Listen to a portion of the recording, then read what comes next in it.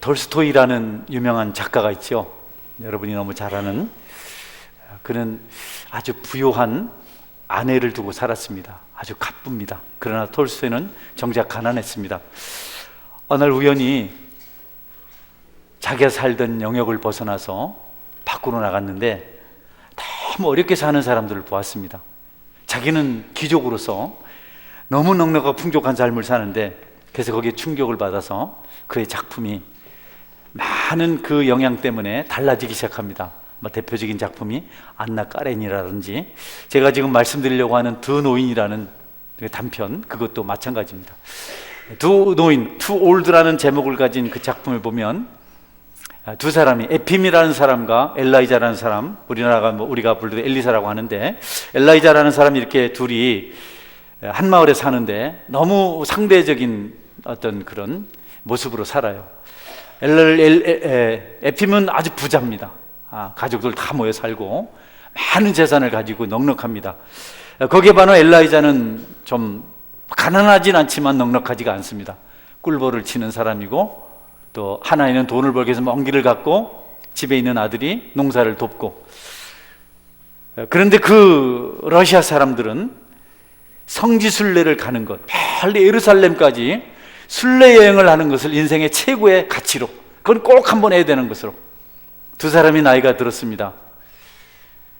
서로 만나서 이야기합니다. 우리가 순례의 길을 가야 되지 않겠나? 어떻게든지 가보세요. 이제 엘라이자는 가난하면서도 에핌에게 가자고 권유를 해요. 그랬더니 그 비용이 만만치 않은데 어떻게 되지 않겠는가? 갑시다, 가자. 나는 내 벌통을 팔고 또 가족들에게 어떻게 도움을 받아서 100루피를 마련할 수 있다, 이렇게 얘기를 합니다. 그 벌통 올해 만약에 벌꿀이 많이 생산되면 후회가 되지 않겠는가?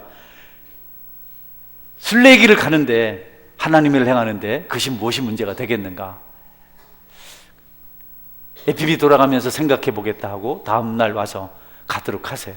그래서 에핌은 돈이 많으니까 300루피를 마련해서 200루피를 부인에게 맡기고, 그리고 자기는 100루피 순례 비용을, 또 벌통을 10개 팔아요. 팔면서 다시 분봉해서 3통이 더 나올 텐데 그것도 주겠다고 하고 70루피를, 아내가 모아온 돈, 자녀들의 돈을 모아서 100루피를 가지고 여행을 갑니다. 쭉 생략하고 여행을 가다가 도움을 받고 넉넉하게 사람들이 대접을 받으면서 가는데, 어느 마을에서 큰 흉년을 경험하게 됩니다. 너무 그동안 잘 먹지 못하고 힘들고 경비를 많이 낭비하고 더 이상 사 먹을 수가 없어요. 사람들이 가난하기 때문에, 흉년 때문에 음식을 주질 않아요. 작은 마을을 지나다가 목이 말라서 엘라이자가, 나는 물을 좀 마시고 싶은데, 자네는 좀 걸음이 빠르니까 먼저 가면 나는 물을 좀 얻어 마시고 뒤따라 가겠네. 그래서 작은 초가집에 들어가요. 문 앞에 들어서니까 입구에 나무 밑에 한 남자가 쓰러져 있어요. 의식이 없는 것처럼 죽은 줄 알았는데 작은 신음소리를 내요. 그 마당을 지나서 문을 두드리는데 안에서 대답이 없습니다. 아무리 두드려도. 그래서 돌아서려고 하는데 신음소리가 들렸습니다. 문을 열어보니까 두 아이가 배고픔에 쓰러져 있고, 한 여인은 거의 죽음 직전이고, 노파에게 작은 아이가 계속 땡기면서 빵을 달라고, 보니까 병들고 굶어서 죽어가고 있습니다. 순례길을 가는 것을 잠깐 멈추고 그들을 도와주기로 작정합니다. 자기가 아꼈던 빵을 칼로 썰어서 주고, 조금씩 아이들이 받아 먹고, 물 있으면 좋겠다고 말한 소리 듣고 마당에 나가서 물을 길러서 마시게 합니다. 시간이 지나면서 다 회복이 됩니다. 밤에 잘 때 꿈을 꿉니다. 3일 동안 거기서 지체했기 때문에 빨리 가야 다 생각하고 일찍 잠들었는데, 꿈에서 자기 가방을 메고 문을 나서는데 문턱에 걸려서 가방이 벗겨지고, 또 다리를 메고 있었던 그 보호대가 풀러지고 문에 걸려서, 그래서 돌아보니까 문에 걸린 것이 아니고 하나는 여자아이가, 하나는 남자아이가 땡겨서 가방이 벗겨지고 보호대가 벗겨진 겁니다. 꿈을 깼어요. 잠을 깼어요. 보니까 거기 정말 죽어가고 있는 불쌍한 사람들이 있습니다. 그래서 마을에 가서 빵을 사다가 또 우유를 사다가 먹이고, 이들을 위해서 그냥 가면 안 되겠다. 자기 돈을 털어서 소를 사고 말을 사고 마차를 사고 가루를 사고 또 저당 잡혔던 목초지를 다시 찾아주고 돈을 많이 썼습니다. 그리고 순례길을 떠나려고 하는데 도저히 그 비용을 가지고는, 남은 비용을 가지고는 순례길을 가지 못할 것이고 돌아오지도 못할 것이고, 그래서 포기하고 집으로 왔습니다. 먼저 출발한 에핌은 열심히 여행을 했습니다. 그리고 성지에 도착했습니다.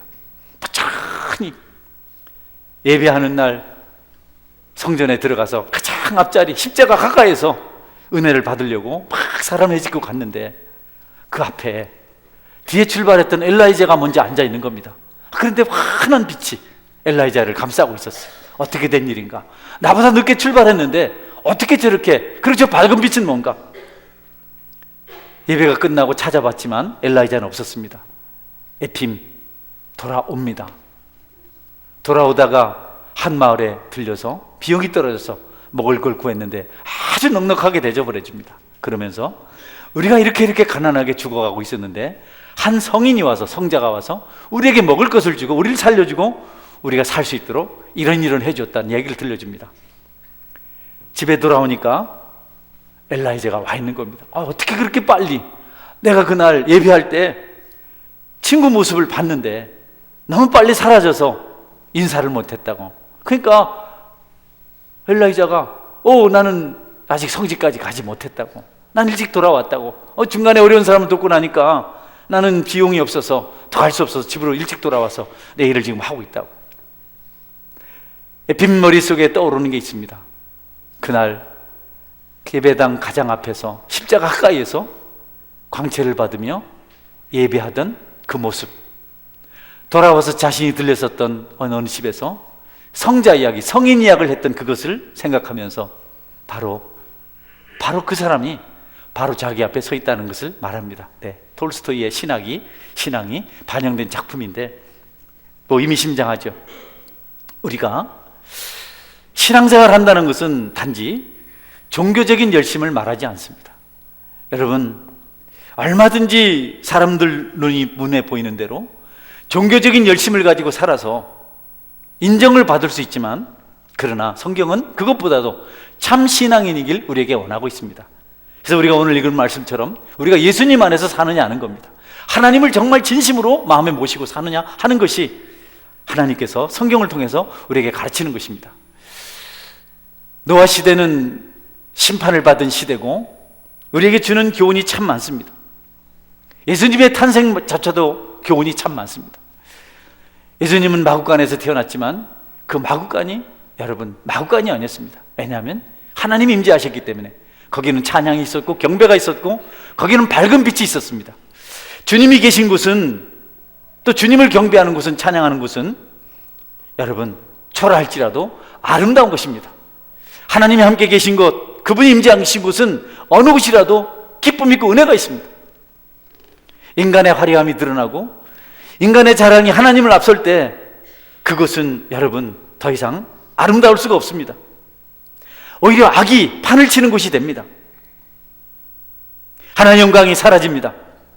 그러나 인간이 초라할수록 하나님의 영광은 드러나고 하나님은 아름다워지는 것입니다. 이 세상의 그 무엇도 하나님과 견주어서 이길 만한 것, 하나님보다 훌륭한 것은 존재하지 않습니다. 하나님이 하신 일이 가장 위대하고 그분이 가장 복된 분이십니다. 인간의 아름다움, 훌륭함, 유명함, 자랑, 하나님 앞에서 아무것도 아닙니다. 인간이 가장 아름다울 때는 겸손히 하나님을 의지하고 하나님을 섬길 때입니다. 지혜로운 자들은 자신의 허물과 부족을 알고 하나님을 믿고 사는 일에 진력합니다. 그들은 하나님 앞에 무릎을 꿇습니다. 자기 죄 때문에 무릎을 꿇고 자기 연약함 때문에 무릎을 꿇습니다. 그것이 믿음의 시작이고 은혜와 축복의 시작입니다. 사람의 소리가 커지고 자랑이 드러나기 시작하고 사람이 모든 것을 결정하기 시작하면 거기 갈등과 분열로 인한 심판이 찾아올 수밖에 없습니다. 노아 시대의 특징은 세 가지로 생각할 수 있습니다. 첫 번째는 인간의 타락으로 홍수 심판 받은 시대, 또 하나는 방주를 순종해서 만들어서 노아의 가족이 구원을 받았고 새로운 땅에서 새 출발한 것, 우리가 그것을 신천신지라고 하죠. 새하늘과 새 땅. 새 땅이라는 것은 그렇게 무슨 모든 조건이 갖춰준 에덴 동산과 같은 곳은 아닙니다. 하나님을 붙들고 시작하는 삶이 새로운 출발이고 새 땅입니다. 노아의 가족들은 더 이상 죄를 보지 않고 하나님을 붙들고 새 출발할 수 있었습니다. 그래서 그곳을 새 땅이라고, 새로운 하늘이라고 말합니다.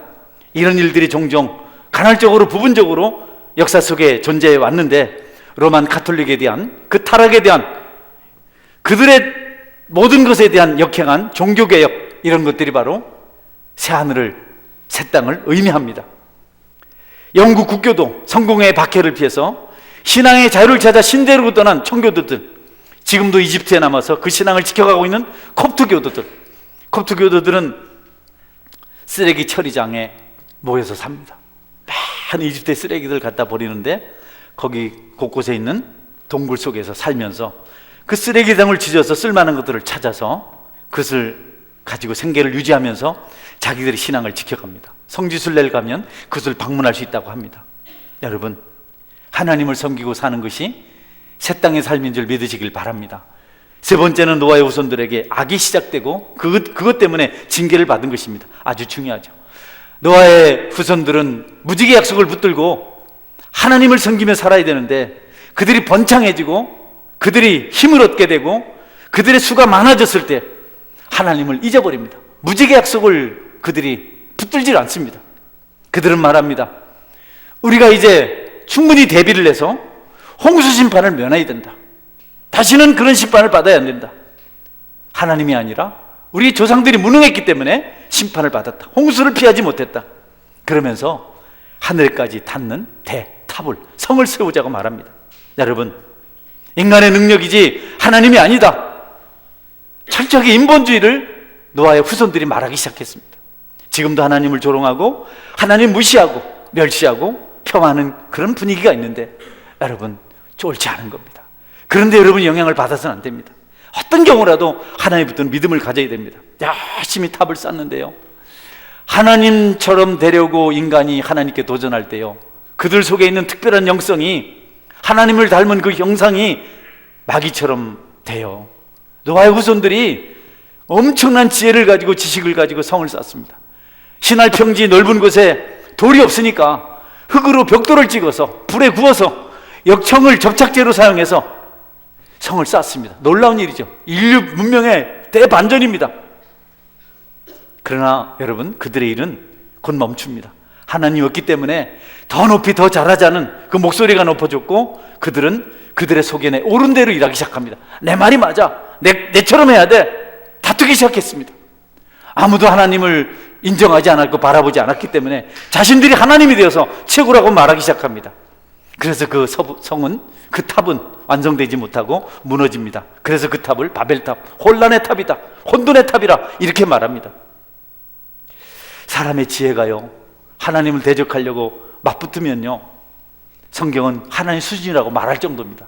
여러분이 아히도벨이라는 사람의 이야기를 성경에서 볼 수 있는데요, 압살롬이 반역을 해서 다윗을 죽이고 유다 왕국을, 이스라엘 왕국을 가지려고 그가 반역했을 때 압살롬을 돕던 모사 이름이 아히도벨입니다. 아히도벨. 아주 탁월한 사람이죠. 너무 지혜가 충출해서 다윗에게도 압살롬에게도 총애를 받은 사람, 아무도 그와 같은 사람이 없었다. 삼국지에 보면 제갈공명 나오는데 상대도 안 될 사람. 다윗이 그걸 알기 때문에 어쨌든 아히도벨의 계략을, 아히도벨의 지혜를 깨뜨릴 사람이 필요한데 그럴 만한 사람이 없어요. 근데 아렉 사람 후세가 다윗을 위해서 죽기로 충성하고 다윗과 같이 가겠다고 하니까, 정말 나를 위해서 충성하길 원하면 나를 따라오지 말고 돌아가서 하나님을 의지하고 아히도벨의 모략을, 계략을 파하라. 그의 지혜를 꺾어버리라. 그것이 나를 위하는 것이다. 그래서 이 겜도 안 되는 후세가 여러분 국무총리하고 유치원생 상대라고 생각하면 됩니다. 겜도 안 되는 후세가 가서 아히도벨과 붙어요. 그런데 말도 안 되는 후세가 이겨냅니다. 왜냐하면 후세는 하나님을 붙들었고 아히도벨은 자기 지혜와 지식을 의지했기 때문에 그렇습니다. 그런데 이 아히도벨, 이 탁월한, 물론 아히도벨이 자기의 지혜가, 지식이, 자기의 계략이 포기되니까 고향에 돌아가서 낙심을 하고 자살했어요. 목매. 그럼에도 불구하고 성경은 아히도벨에 대해서 나쁜 사람이었지만 이렇게 기록합니다. 사무엘하 6장 23절에 보면 이런 말씀이 있습니다. 그때 아히도벨이 베푸는 계략은 사람이 하나님께 물어서 받은 말씀과 같은 것이라. 아히도벨의 모든 계략은 다윗에게나 압살롬에게나 그와 같이 여겨졌더라. 여러분, 그렇게 훌륭한 사람도 하나님을 떠나서 자기 중심으로 사니까 결국은 스스로 낙심해서 자살을 하는 겁니다. 노아의 후손들이 그와 같은 일을 하다가 그들이 스스로 흩어졌고 그들의 목적과 달리 파멸하게 됩니다. 하나님이 그렇고 홍수 심판 다시 주지 않겠다. 무지개가 약속이다. 무지개가 하늘 이편에서 저편에 걸릴 때 너희들 생각하라. 비 온 다음에 나타나는 무지개를 볼 때마다 하나님 우리를 심판하지 않으신다. 홍수를 내리지 않으신다. 약속을 너희들이 기억해라. 이렇게 했지만 그들은 여러분 그 약속을 저버렸습니다. 무슨 소리야. 무지개가 자연현상인데 그걸 보고 우리처럼 믿고 홍수를 극복하라고? 아니야. 우리 힘으로 해야 돼. 하나님을 떠난 그들이 결국은 여러분 징계를 받고 재앙을 받아서 흩어지게 됩니다. 아담과 하와가 에덴 동산에서 불순종함으로 그들이 잃어버린 에덴 동산을 잃은 것처럼 그들도, 노아 후손들도 그렇게 타락하고 말았습니다. 우리가 신앙생활 하면서 짐짓, 우리 목소리가 커지고 우리 생각이 앞서면 결국 우리도 파멸하게 됩니다. 하나님의 진노를, 하나님의 징계를 받게 됩니다. 그러므로 여러분들이 하나님의 약속을 붙들고 하나님 중심으로 살아가시는 은혜로운 성도가 되시기를 주님의 이름으로 축원합니다.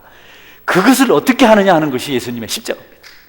인간을 노아 홍수를 통해서 볼 때, 또 에덴 동산에서 볼 때 얼마나 연약한 존재인지를 우리가 알 수가 있습니다. 그렇게 잘해주셨는데, 에덴 동산에 모든 것이 다 해줬는데 뭐가 부족해서 하나님과 같이 되겠다고, 사람의 말도 아니고 하나님 말씀도 아니고 마귀의 말을 듣고 선악과를 따먹어버렸어요. 인간은 곤란하다. 정말 곤란하다. 노아 홍수 끝 그 심판을 당하고도 까맣게 잊어버리고 하나님처럼 되겠다고, 하늘까지 대를 쌓겠다고, 인간은 절대 아니다. 그런 것을 보여줍니다. 여러분, 지금도 그런 모습이 많이 있죠. 핵을 만들고 어쨌든 땅에서 경쟁하는데 망할 일을 하는 거죠.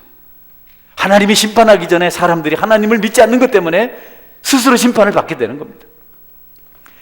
세상에 초라하지 않은 사람이 없고 특별히 강한 사람이 없습니다. 하나님 그것을 우리에게 알려주십니다. 우리가 늘 알 것은 우리의 소망이 예수님이라는 사실입니다. 하나님은 어쩔 수 없는 인간, 노아 후손과 같은 인간, 아담과 하와 같은 그런 연약한 인간, 그들을 살리시려고 그분이 한 길을 만드셨습니다. 십자가에서 독생자를 죽게 하심으로 우리의 모든 죄를 대속하셨습니다. 여러분, 십자가는 믿는 모든 자들의 죄를 깨끗하게 용서하고 그들의 곁길로 가지 않고 천국을 갈 수 있는 길을 만들어 놓은 것입니다.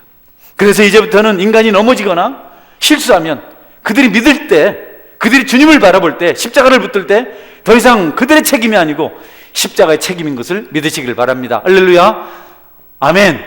이게 아주 중요합니다. 우리는 자꾸 우리가 죄를 지어서 나는 안 된다 이런 생각하고 유약해지고 자꾸 비틀거리는데 옳지 않아요.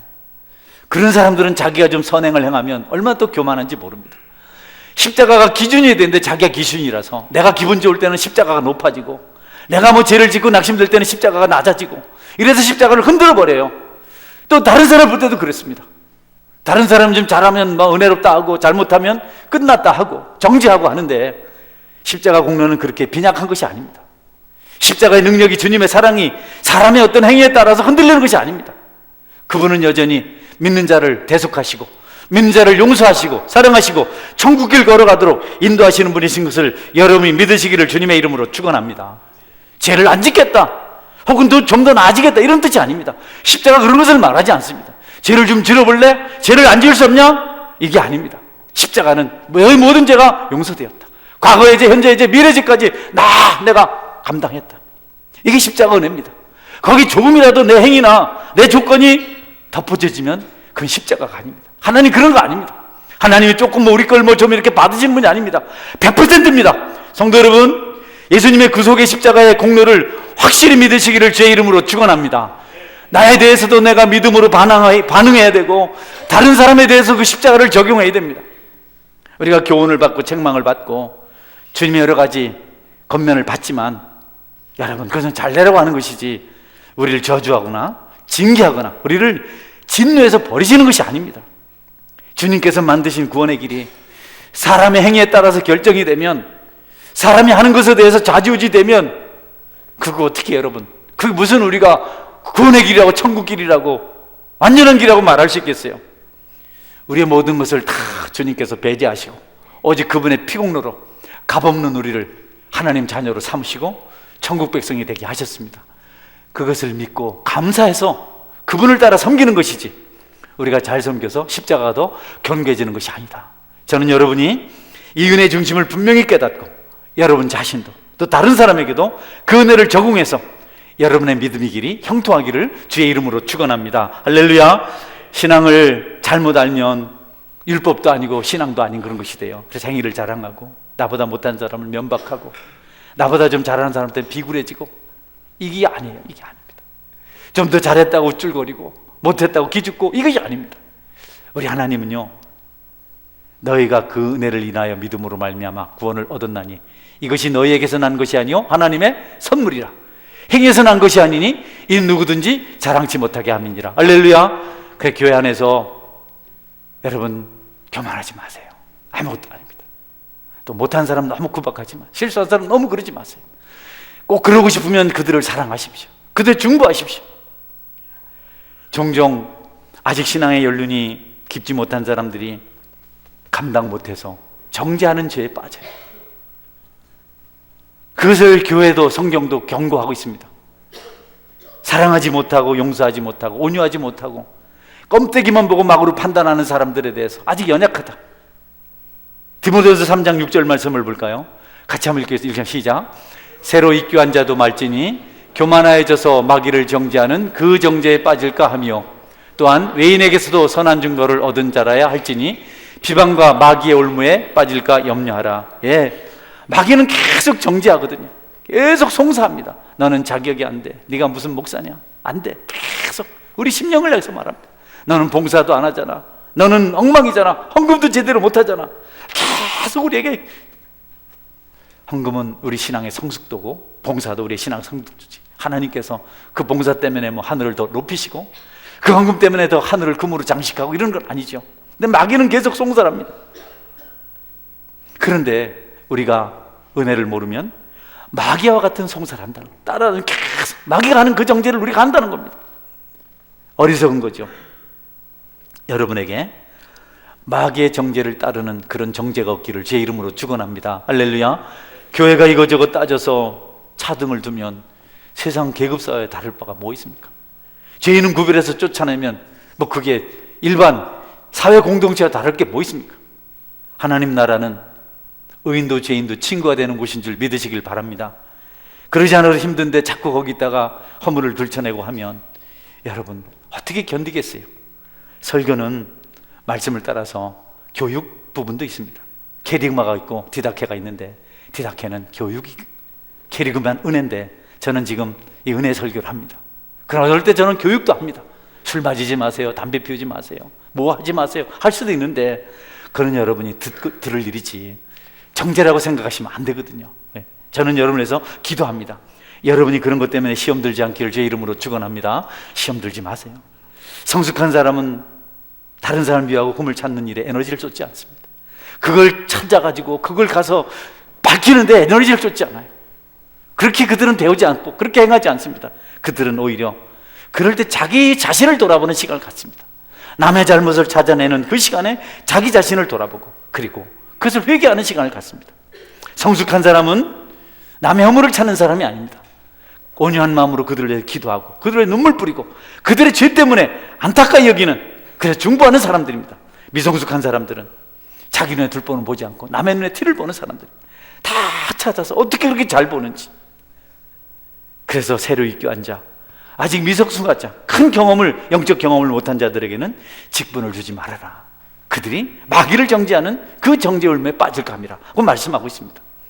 성도 여러분, 주님에게 은혜를 받았으니 값없는 은혜, 완벽한 은혜, 십자가 은혜를 받았으니 여러분도 아픔을 싸매주고 허물을 덮어주고 상처를 돌아보고 그들의 죄를 관용하고 주님 앞에 눈물로 중보하는 성숙한 성도가 되시기를 주의 이름으로 축원합니다. 그 은혜가 배경이 되지 않으면 어떻게 교회 오겠어요? 교회 오니까 성경대로 탁탁해가지고 날마다 사람을 그냥 고려푸는데, 그런 소리는 감동의 소리가 아니고 요란한 깡통입니다. 그게 사람을 살리지 않습니다. 그게 사람을 살릴 것 같으면 그것만 하죠. 요즘 판세 검사하는데 그분들 데려다가 하게 하면 얼마나 좋겠어요. 지식인들 데려다가 얼마나 좋겠어요. 지식이 아니라도, 법리에 밟지 않더라도, 사회적인 신분이 없더라도 은혜가 교회를 섬기면 교회가 복된 줄 믿으시길 바랍니다. 그래서 교회는 십자가가 필요합니다. 성도는 성숙할수록 하나님께 받은 은혜가 큰줄압니다. 십자가 구속이 이런 것이구나. 내 행위에 근거를 둔 것이 아니고 주님의 십자가 공로가 모든 것을 하는 것이구나. 그걸 알면요, 너무 행복한 겁니다. 너무 감사한 겁니다. 그런 사람은, 구속의 은혜를 아는 사람은 방탕하는 일에 시간 보내지 않습니다. 죄 짓는 일에 시간 보내지 않습니다. 그들은 행복하게 삽니다. 똑같이 살지만 그들은 기쁨으로 삽니다. 그래서 성경은 예수님 안에 있으면 열매가 저절로 맺혀진다, 이렇게 말씀하고 있습니다. 그러므로 무엇을 하려고 애쓰는 것보다도 먼저 내가 주님과 함께 동행하는가를 여러분이 돌아보시기를 주의 이름으로 축원합니다. 이것저것 한다고 피곤하지 말고 그것 이전에 내가 주님과 손 붙들고 있는가, 나는 원줄기 그분에게 그 가지에 붙들리는 가지가 맞는가. 하나님께서 말씀하시는 열매는 저절로 맺혀지는 것이지 사람의 손으로 내는 것이 아니라, 성령 열매는 저절로, 주님 안에 있으면 저절로, 포도나무가 그 가지가 원줄기에 붙었으면 포도가 저절로 열리는 것처럼 우리가 주님 안에 있으면 우리를 통해서 그냥 열매가 맺힌다는 겁니다. 할렐루야. 우리가 그걸 역행하니까 열매도 없고 우리도 피곤하고 고통을 당하는 거다. 주님의 이름으로 행할 때 성령께서 일하십니다. 능력을 받게 되고 병든 자가 고쳐지고 귀신이 쫓겨나고 가난한 자가 부유하게 되고 미련한 자가 지혜롭게 되고 무지한 자가 지식으로 충만하게 되는 것, 그런 것이 사람의 열심으로 되는 것이 아니다. 요한복음 15장 4절 5절을 한 번 더 읽겠습니다. 같이 읽을까요? 시작. 내 안에 거하라, 나도 너희 안에 거하리라.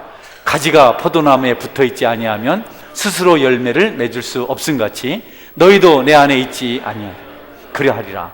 나는 포도나무요 너희는 가지라. 그가 내 안에 내가 그 안에 거하면 사람이 열매를 많이 맺나니 나를 떠나서는 너희가 아무것도 할 수 없습니다. 할렐루야. 하나님 안에 있으면 되는 겁니다. 그러니 여러분은 그가 하나님에 있도록 기도해 주시고, 여러분이 무엇을 해서 될 것 같으면 힘센 사람이 제일 아니겠어요? 하나님이 다 그냥 우리나라의 박사들 다 데려다가 목사시키고, 힘 좋은 씨름 장사들 다 데려다가, 유도 선수들 데려다가 말 안 듣는 사람 내 꽂아버리고 말이죠. 그렇게 해서 할 것 같아요. 그게 군대지 교회겠어요? 여러분의 마음에 은혜가 있어서 서로 사랑하시는 그 축복이 있기를 축원합니다. 할렐루야. 권사님들, 장로님들, 집사님들, 구역장님들, 교사들, 먼저 믿은 사람들이 이런 거 해야 됩니다. 가장 막 연약한 사람들 잘못한다고 몰아붙이고 하면 어떻게 힘들어서 신앙생활 하겠어요? 잘 모르는데. 어떤 분이 교회가 작은 한 20명쯤 모이는데 김해에서 큰 사업을 하시다 망하셨어요. 여자 사장님인데, 그래서 밥도 못 먹고, 사업하던 사람들은 망하면 밥도 못 먹는답니다. 빚이 막 재산이 다 넘어가고. 그래서 11조를 한 2달 안 했는데 사모님이 11조 하세요 성경에다가 써가지고 메모를 넣어놨더랍니다. 그거 보는 순간 교회 나오기 싫더랍니다. 내가 써놓는 건 하시고 사모가 써놓은 건 하지 마세요. 할렐루야. 그래서 여러분, 신앙이 그런 걸 찾아서 이렇게 문서를 만들어서 하는 것이 아니고 하나님 은혜 가운데 여러분 대신 내가 감당하는 것이 참 신앙인 줄을 여러분 믿으시기를 주의 이름으로 축원합니다. 할렐루야. 열매는 저절로 맺혀지는 것인데 잘려나간 가지가 있습니다. 하나님과 함께하지 않는 사람들은 아무리 애를 써도 아무 열매도 맺을 수가 없습니다. 그분들이 열심을 낼수록 심각합니다. 원줄기에서 떨어져간 가지는 시간이 좀 메말라 버리는데 그거는 회초리밖에 땔감밖에 되질 않아요. 여러분, 불타면 뜨겁습니다. 회초리 아픕니다. 주님 안에서 은혜를 갖지 못한 사람들이 어떤 일을 하면 반드시 부작용이 생깁니다.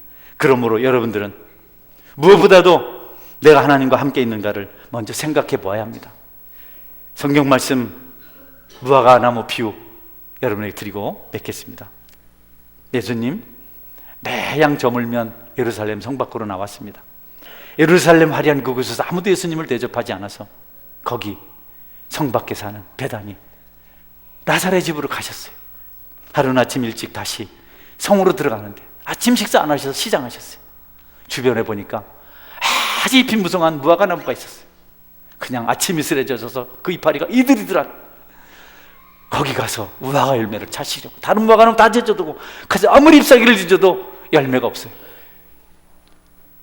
주님이 잎만 무성한 무화과를 향해서 저주하셨어요. 다음날 제자들이 보고 어제 말씀하신 무화과 나무가 뿌리채 말랐나이다.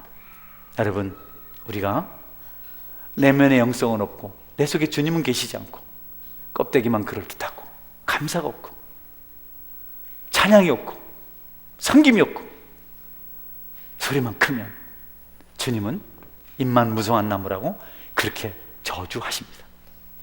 또 다른 무화과 나무 비유입니다. 주인은 무화과를 먹고 싶어서 무화과를 얻고 싶어서 포도원 한 곳에 포도원지기에게 무화과 나무를 심게 하셨습니다. 무화과 나무를 심고 잘 돌보라고, 거기서 무화과 열매를 얻겠다고. 3년째 되는 애 가보니까 무화과 열매가 또 없어요. 그래서 주인이 말합니다. 이 무화과 나무 찍어버려라. 땅만 버린다. 내가 그토록 기대했던 무화과 열매를 주지 않는다. 그런데 그 무화과 나무를 돌보던 포도원 지기가 주인님 한 해만 더 참아주십시오. 내가 더 땅을 두릅하고 더 거름을 많이 줘서 열매를 맺게 하겠습니다. 열매를 맺게 되면 얼마나 좋겠습니까? 아니면 그때 찍어버려도 되겠습니다. 여러분, 주님 거기 포도원 지기입니다. 주님을 위해서 피 흘리셨거든요. 우리에게 피 쏟으셨거든요. 그래서 아버지한테, 농장 주인한테 기도하는 겁니다. 저기 서원교회 이남용 목사 좀 그냥 살려주세요. 또 새해를 주십시오. 저기 서원교회 어느 장로, 어느 집사, 어느 권사, 어느 구역장, 어느 교사 1년만 더 참아주세요. 여러분, 그럼 1년, 내년 2020년만 참으실까요? 내년 연말이 돼도 또 주님은 그렇게 기도하실 줄 믿으시길 바랍니다. 할렐루야. 그런 거, 그게 주님의 사랑이거든. 우리가 내년 된다고 거룩해집니까? 내년 되면 확실히 될 수 있는 사람 있어요? 올해는 잘못돼, 내년에 나는 내가 결심한 대로 한다. 우리가 우리를 알아요. 자신이 없어요. 내가 나를 모르는데. 그래서 주님의 은혜입니다. 지금도 주님이 여러분을 위해서 하늘에서 중보하고 계시는 줄 믿으시기를 바랍니다. 십자가 사랑보다 더 놀라운 것이 어디 있습니까? 그분과 함께하는 것보다 더 풍성한 것이 어디 있겠습니까? 여러분의 선행이 필요합니다. 그러나 그 선행이 인위적인 것이 아니고 여러분을 그토록 사랑하시는 그 하나님 때문에, 그 은혜 때문에 여러분 속에 절로 생겨나는 그런 선행이 될 수 있기를 주의 이름으로 축원합니다. 기대에 미치지 못하는 우리의 삶이 아니라 주님과 함께 있어서 내가 기대하지도 못했던 성령 충만한 역사가 내 속에 착한 일들이, 선행들이 나타나는 것, 그것이 우리 오늘 성경을 통해서 주님께서 말씀하시는 것입니다. 여러분의 신앙이 바리새인의 신앙이 되지 않길 바랍니다. 남을 정죄하고 비난하고 옥죄이고 차라리 세일의 신앙이 되어서 가슴을 치는 회개가 여러분에게 있기를 바랍니다. 우리 알잖아요. 여러분, 우리 서로 알잖아요. 내가 어떻게 모자리는 사람인지 알잖아요. 나는 그래도 어린이 회장이라도 했잖아요.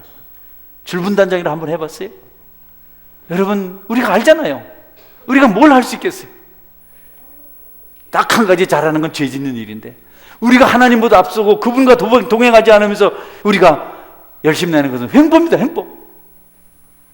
특별히 교회를 처음 찾은 일들을 여러분이 소중히 여기십시오. 이 간증을 해야 될지 모르겠지만 오늘 좀 하고 말씀을 맺겠습니다. 어느 날 정말 그냥 초라한 행색을 하고 한 커플이 교회를 나오기 시작했어요. 그냥 오면 예배드리면 바로 그냥 집에 가셨어요. 인사하면 비껴서 그냥 가셨어요. 내가 뭐 좀 하려고 그러면 그분이 자기 아내를 이렇게 하고 날 가라 그랬어요. 그래도 늘 주일마다 교회로 오시는 겁니다. 그래서 제가 기도하면서 쭉 3년 동안 어제 그제 전화했습니다. 오해하지 말고 들으세요. 어제 그제 전화했어요. 3년 동안 주일을 빠지지 않고 착실히 나오시고 참 믿음 생활 잘하셔서 신규 집사로 임명하려고 합니다. 그랬더니 그분이 저희 어머니도 권사님이고 형제 중에 신학 박사도 있고 장로님도 계시고 뭐 이렇게 얘기하면서 어머니한테 물어보겠다고. 그래서 제가 그렇게 하라고, 권사님 말씀이 무조건 순종하라고, 그래서 한다고. 그런데 여러분, 그러면서 이제까지 말씀 안 드렸는데 어머니가 이제 집사 되면 목사님께 다 말씀드려야 된다고 자기들 신상을 얘기했어요. 오해를 하지 마세요. 여러분도 아시는 분일 텐데 그분이, 남자분은 포항대 부속 가속기 연구소 연구원이에요. 탁월한 사람입니다. 뭐 여러분도 가속기가 뭔지 모르는데 어쨌든 굉장한 겁니다. 그 다음에 여자분은, 오해하지 말고 들으라 그랬죠? 울산대학 의대 교수들하고 의학 박사라더라고. 그래서 내가 아이고 참, 내가 이 사람을 겉으로 안 봐서 다행이다. 그분이 전혀 수염도 안 깎고 오시거든요. 그래서 나는 처음에 그랬지만 여러분이 여러분의 판단으로 사람을 함부로 하지 않기를 제 이름으로 축원합니다. 주님의 눈으로 보시길 바랍니다. 술 한잔하고 왔다고 해서 그 사람을 뭐 마귀처럼 봐서는 안 됩니다. 그 사람이 뭐 담배 한다 했다고 해서 그 사람을 막 교회에 있어서는 안 될 사람으로 봐서는 안 됩니다. 알 수 없죠. 그 사람이 어쩌면 우리보다 은혜를 받고 더 큰 일을 할 수도 있잖아요. 우리는 오직 섬기고 은혜를 나누는 그런 삶을 살아야 되겠습니다. 올 한 해 지나고 새해부터는 그런 영성이 서원교회에 풍성하게 되기를 주의 이름으로 축원합니다.